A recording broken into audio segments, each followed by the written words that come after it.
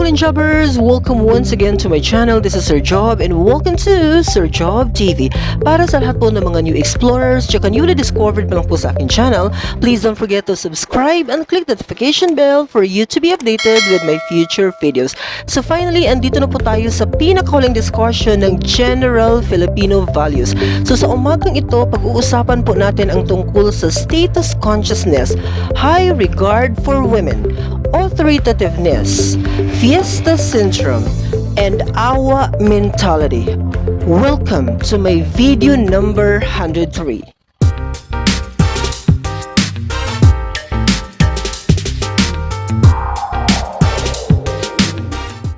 So good morning once again, Golden Jobbers. Today is March 27, 2021 and today is Saturday. Pero patuloy pa rin tayo magdidiscuss here sa aking YouTube channel, especially na andito na po tayo sa pinakahuling discussion ng General Filipino Values. So medyo matagal po nang hindi tayo nakapag-upload because ang dami pong mga ginagawa sa school, reading of school forms and everything. So marami po akong prepare. So kaya hindi po tayo nakapag-shoot ng video. But it doesn't mean na hindi na po magpapatuloy ang ating YouTube channel. Let's continue discussing for as long as time permits us to do this particular video na makabuluhang discussion po here mismo sa aking YouTube channel. So ipagpatuloy po natin ang ating discussion para sa araw na ito.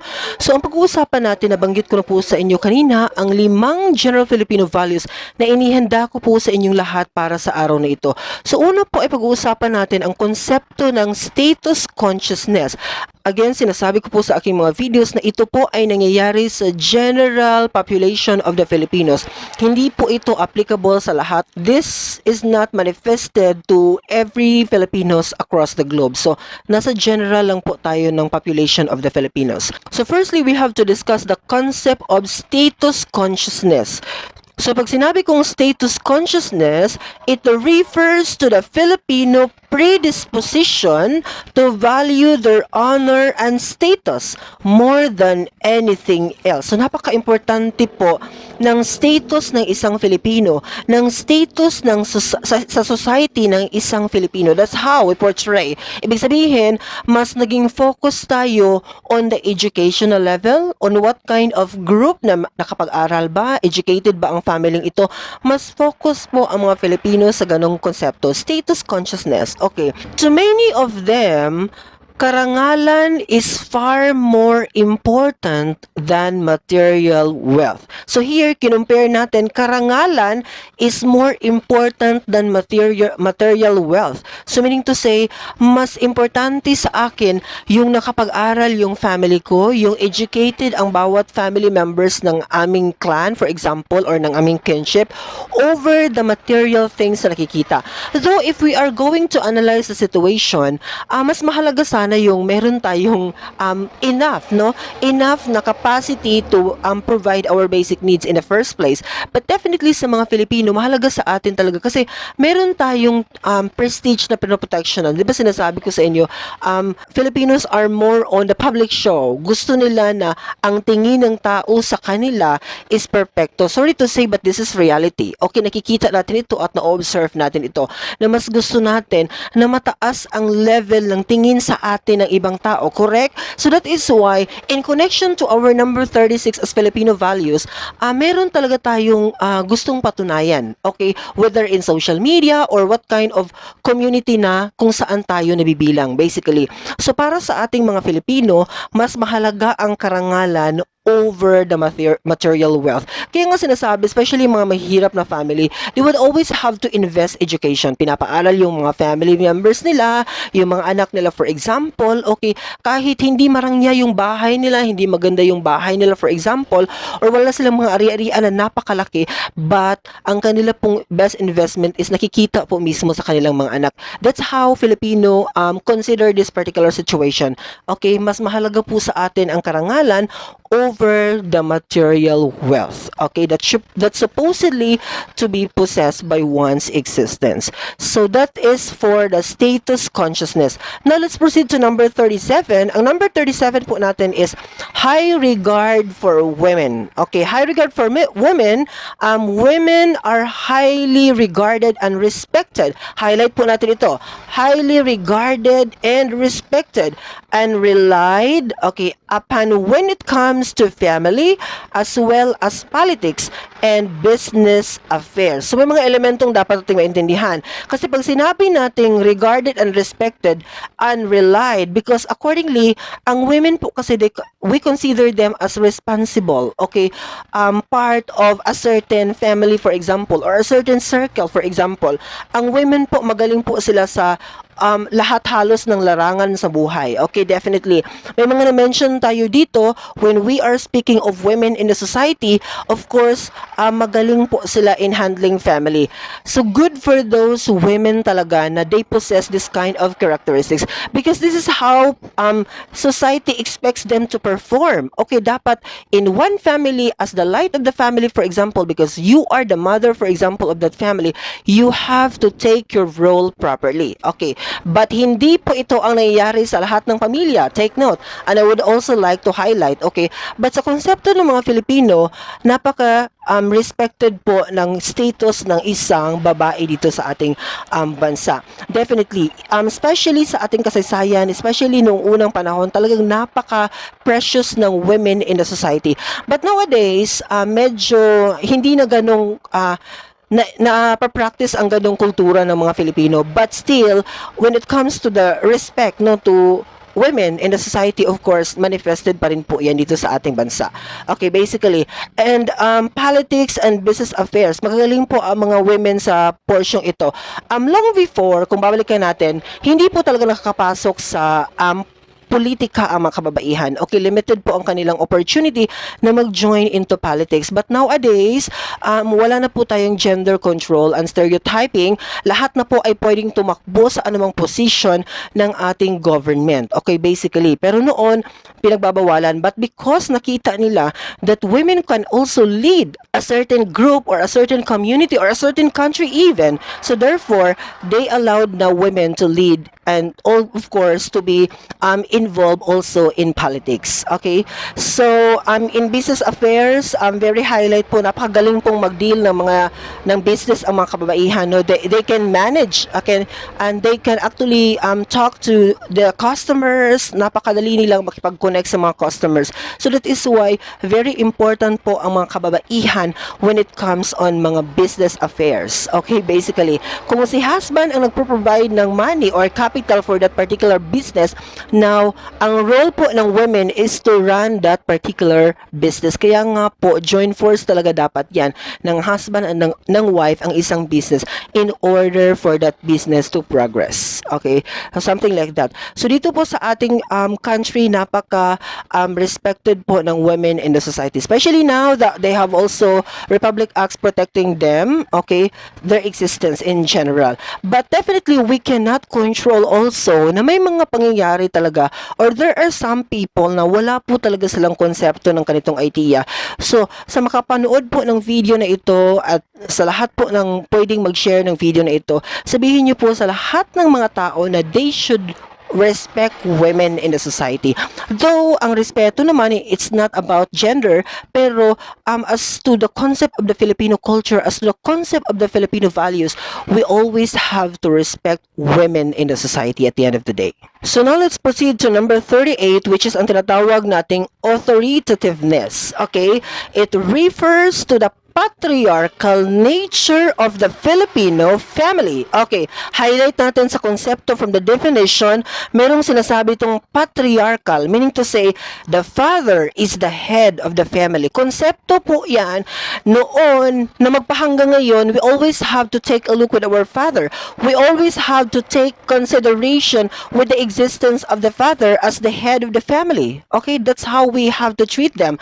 And that's how important them, into our lives, yung existence ng isang father. So that is why, kasi ang konsepto kasi ng authoritativeness or the decision making should be done on the concept of the existence of the father. Very important po yan. Okay, the father is an authoritative figure who makes major decisions affecting the family. Okay, major decisions affecting the family. Kaya nga very crucial or fatal po ang role ng isang father in a certain family. Now, if the father failed, okay, to decide properly para sa kanyang family, everybody suffers. Okay, kaya nga sinasabi dito, major decisions affecting the family. Bakit kailangan na ang isang father ang papakinggan or magdidesisyon sa isang family? Because basically, according to the research, the no of men is always no. The no of women might become yes tomorrow. Nakuha niyo yun? Again, para ma-highlight natin, the no of men is always no. The no of women might become yes tomorrow. This is actually observable. May mga pagkakataon or may mga desisyon na hinaharap ang isang family, for example, kasi pwedeng matwist ang isang desisyon ng babae. Okay, kinaumagahan, kung nag-yes siya kahapon, pwedeng maging no ang kanyang yes. Or pwedeng vice versa, kabaliktaran doon sa desisyon na ginawa niya. Pero ang mga lalaki kasi or the father in the family, fix kasi ang decision nila. If they would say no for a certain decision, if they would say yes for a certain question, that is the final answer. Kaya sa konsepto ng pagdidesisyon sa isang family, as the concept of the Filipino values, they would always have to consider the decision of the father in the family because that is fixed, that is final, and whatever it is, whatever the consequences, the family is ready to face that consequences. But as to the decision making, very important po talaga the role of the father in taking consideration with the major decisions to be done in the family. So now let us proceed with our discussion sa number 39, which is the Fiesta syndrome. Okay, when we speak of Fiesta syndrome, Fiesta is a celebration in honor of a town's patron saint. Common po ito sa religion ng Roman Catholics, okay, or Roman Catholicism here in our country. One of the influences, pag sinabi nating Fiesta syndrome, one of the influences of the Spaniards here in the country. So ito po ang one of the legacies na iniwan po nila sa atin, the celebration of the fiesta. Anong konsepto ng celebration ng fiesta in the first place? Highlight natin ang mga town's patron saint na sineselebrate po ng mga followers ng Roman Catholicism. But actually, going back to our history, kung babalikan natin, fiesta is actually a celebration of the Spaniards the moment they conquered a certain land. Like for example, they conquered Butuan City on this particular day of March 27. Now they have to celebrate. That is what they considered as fiesta long before. But it was actually modified by the followers of the Roman Catholics in the Philippines. That is why, as to how we celebrated this particular occasion, we are actually pointing this one to the town's patron of that particular place. Okay, so may mga ganun po. So iba't iba pong araw ang fiesta na sineselebrate po ng iba't ibang mga regions at mga iba't ibang syudad here sa ating lugar. Okay, because they are depending on the specific town patron saint na nandyan po mismo sa kanilang lugar. The celebration is highlighted by preparation of sumptuous foods in every home. So, highlight natin pag sinabi natin sumptuous foods, okay, sumptuous, splendid, or an expensive looking or luxurious meal. So, ito yung panahon na kung saan ang isang Filipino ay maghahanap talaga ng paraan para may mailagay sa table, okay? May mga lechon and any other foods na mga luxurious meals po talaga. Sumptuous foods na inihahanda po natin sa ating mga visitors at the end of the day. So, ganun po ang konsepto ng fiesta as how we characterize this particular celebration. But the wrong thing is, okay, many Filipinos even borrow money to spend for the fiesta. Okay? Even borrow money to spend for the fiesta. That is actually the wrong thinking or the wrong idea in celebrating this particular occasion. Because when we are speaking of fiesta, this is actually an act of saying thank you for all the things you have received for a period of time, for example. Pero, if wala kang, kung wala kang pera, okay, to prepare for that particular fiesta, for example, then you didn't need to borrow money, no, para lang makapaghanda ka ng fiesta. Kasi, that's not actually the thinking, okay, or that's not actually the essence of this particular celebration. But the concept kasi ng mga Filipino, meron kasi tayong tinatawag na pag nakapag-fiesta ka sa isang lugar, of course, you are expecting na yung mga tao doon sa barangay na yan or sa lugar na yan or sa syudad na yan, for example, then they are expecting also na pupunta sa bahay mo the moment na ang lugar nyo naman ang nag-celebrate ng fiesta. So meaning to say, nagpalit-palitan ang mga tao dahil nakapag-celebrate ka sa amin, then you also have to expect na mag-celebrate din kami ng fiesta sa inyo. So that's how. So ngayon, mapo-force talaga ang isang bahay na mag-prepare ng handa for the fiesta, wherein actually hindi naman talaga ganun ang thought ng fiesta. Even the birthday, the Christmas celebration, the New Year, or any other occasions na mangyayari po dito sa ating bansa or the celebrations of the world, we don't need to look for money. Kaya lang sa konsepto, even ako, I am just like that also, no, na pag meron talagang occasion and you are expecting na may mga visitors ka na pupunta sa bahay mo mismo, then you would also have to think to look for the money, to whatever it is, kung saan galing ang pera na yan, basta makaprovide ka lang ng handa para sa mga visitors mo. That's actually the concept of the Filipino people talaga, na we always have to find ways and means in order for us to put food in the table and for our visitors to be contented the moment they will have to visit our respective homes. So definitely yan ang konsepto. Sa fiesta, as to a consideration, if we are going to describe the concept, lumalabas ang napakagandang mga kortina, plato at lahat ng kagamitan na pwedeng makita ng ating mga visitors. In fact, may mga families po na isang linggo ang preparation po talaga nila sa darating na fiesta na yan sa kanilang lugar, because they want na pag dumating ang kanilang mga visitors from other cities and from other places, talagang they would have to be happy and be contented, of course, with that particular celebration. Konsepto po iyan ng mga Filipino. Kaya nga po, yung mga iba pong mga lahi from different countries, they would be very excited to celebrate fiesta here in the Philippines because napakaganda po talaga ng preparation na inihahanda usually ng ating mga kababayan dito sa ating bansa. So definitely that's how we celebrated fiesta.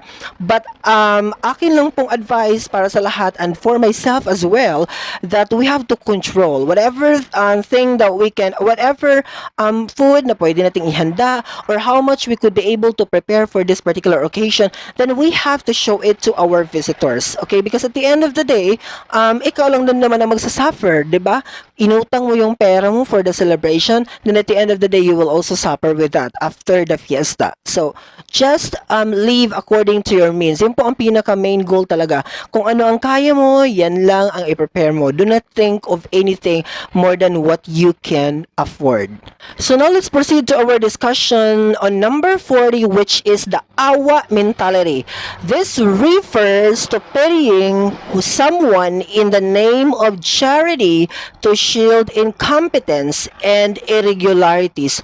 Itong awa mentality na ito, maganda siya because the concept is hindi natin kinoconsider yung konsepto ng incompetence and irregularities because nakikita natin sa tao na may mabuti siyang asal, for example, na may mabuti siyang hangarin para sa kanyang pag-apply, for example, if this is an application setup, kung ang ating example ay ganyan.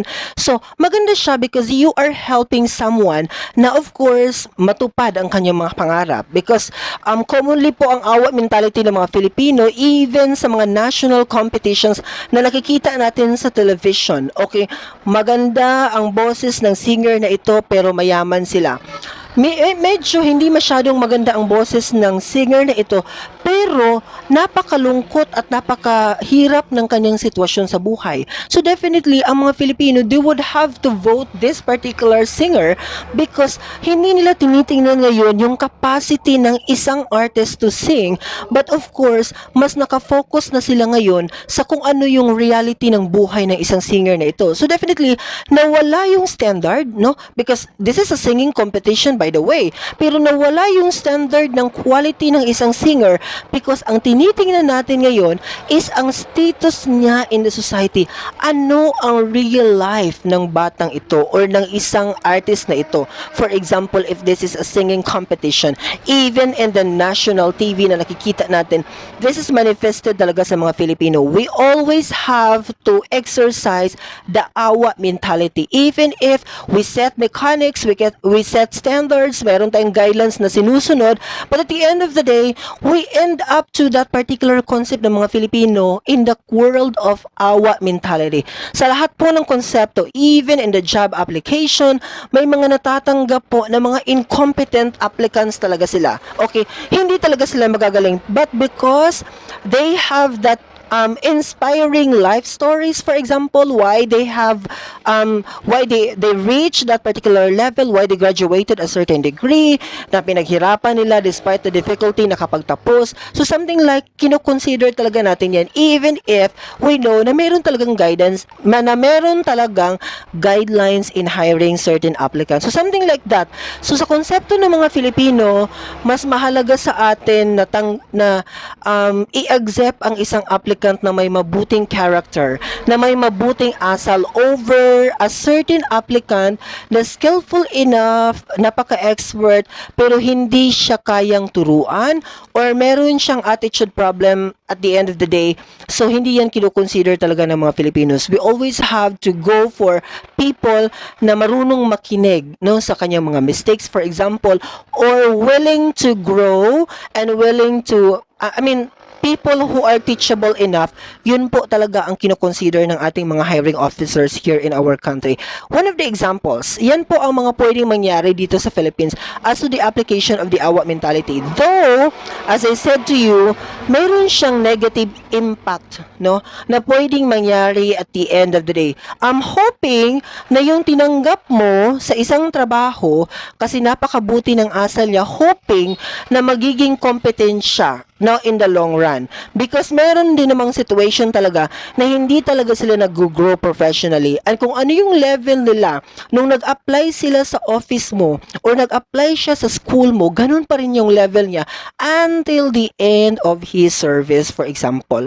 Na iniwan natin sa ere, we ignore the existence of the applicant na medyo may konting problem sa kanyang attitude, but talking about the expertise of that particular person in dealing the job, napaka superb, napaka amazing, or parang talagang papalakpakan mo if you could be able to witness the performance of that particular applicant, for example. Okay, so sayang kasi supposedly marami siyang maitutulong sa company mo, marami siyang maitutulong sa paaralan mo, but we ignored her application, for example, because of attitude problem, and it doesn't fall to the concept of the awa mentality that is being practiced by the Filipinos. Okay, so yun po ang pinaka disadvantage ng part na yan, but at the end of the day, hoping, kaya nga sinabi ko hoping, na yung tinanggap mong incompetent because may mabuting asal would also have to go up and be developed